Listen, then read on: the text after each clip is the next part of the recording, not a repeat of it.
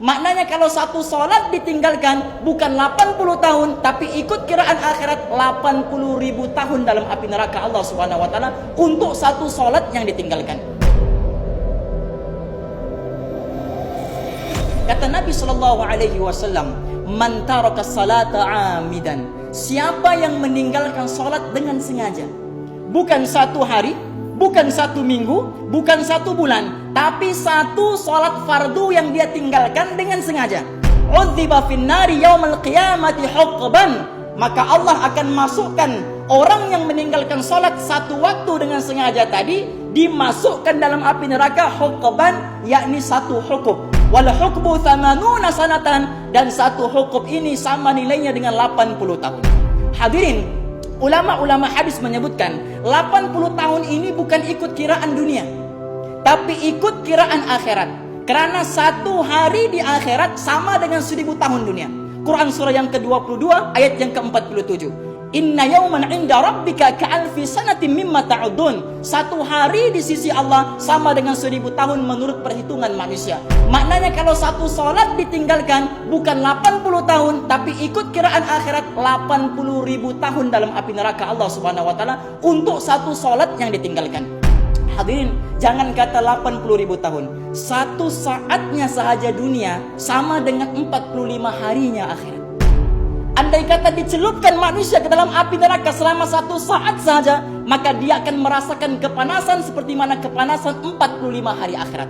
Hadirin, jangan kata 80.000 tahun. Satu harinya saja sudah tersangat lama.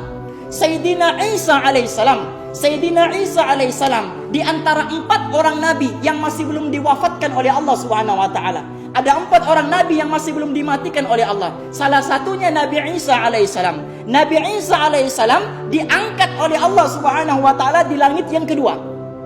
Di langit yang kedua, ketika Nabi Isa diangkat ke langit, umurnya 33 tahun. Dan Nabi Isa alaihissalam akan turun nanti sebelum kiamat menjelang. Akan turun sebelum kiamat menjelang, umurnya tetap 33 tahun. Sedangkan kita boleh kira berapa tahun sudah Nabi Isa tinggalkan kita. Jarak kita dengan Nabi Muhammad 1400 tahun, at-takriban 1400 tahun. Jarak Nabi Muhammad dengan Nabi Isa 600 tahun. 1400 campur dengan 600 tahun sama dengan 2000 tahun. Nabi Isa tinggalkan kita sudah 2000 tahun. Sepatutnya Nabi Isa turun nanti sebelum kiamat, umurnya 2000 tahun. Tapi kenapa Nabi Isa naik umur 33 tahun, turunnya juga tetap 33 tahun, tidak berubah? Karena Nabi Isa berada di langit, bukan di dunia. Bila berada di langit, maka kiraannya ikut kiraan langit, ikut kiraan akhirat, bukan sudah ikut kiraan dunia. Maknanya kalau 2000 tahun sudah umur Nabi Isa di langit sebenarnya baru 2 hari. Nabi Isa daripada diangkat oleh Allah Subhanahu wa taala di zaman Nabi Isa sampai sekarang ini, Nabi Isa di langit sebenarnya baru 2 hari. Sedangkan kita di bawah sudah menunggu 2000 tahun. Karena satu harinya di sana sama dengan 1000 tahun di sini. 2 harinya di sana sama dengan 2000 tahunnya di sini. Maknanya Nabi Isa di atas langit baru 2 hari, hadirin. Bayangkan kalau orang yang disiksa oleh Allah 1 hari meninggalkan sholat. 1 hari meninggalkan sholat, 5 waktu meninggalkan sholat, maka 80.000 dikali dengan 5, 400.000 tahun dalam api neraka Allah Subhanahu wa taala.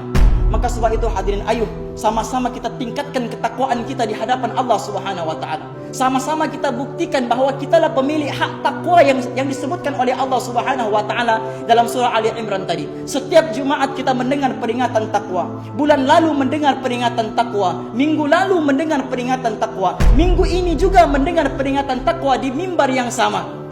Andai kata kalau Jumat ini kita masih belum meningkatkan takwa kita di hadapan Allah Subhanahu wa taala, maka kita perlu berapa Jumat lagi untuk kita buktikan kepada Allah Subhanahu wa taala bahwa kitalah pemilik takwa dan hamba Allah Subhanahu wa taala yang sebenar-benarnya. Barakallahu li wa lakum bil Qur'anil azim wa nafa'ni wa iyyakum bima fihi minal ayati wa dzikril hakim wa taqabbala minni wa minkum tilawata innahu huwas samiul alim. Aqulu qawli hadha wa astaghfirullahal azim li wa lakum wa lisairil muslimin wal muslimat wal mu'minina wal mu'minat fastaghfiruhu innahu huwal ghafurur rahim.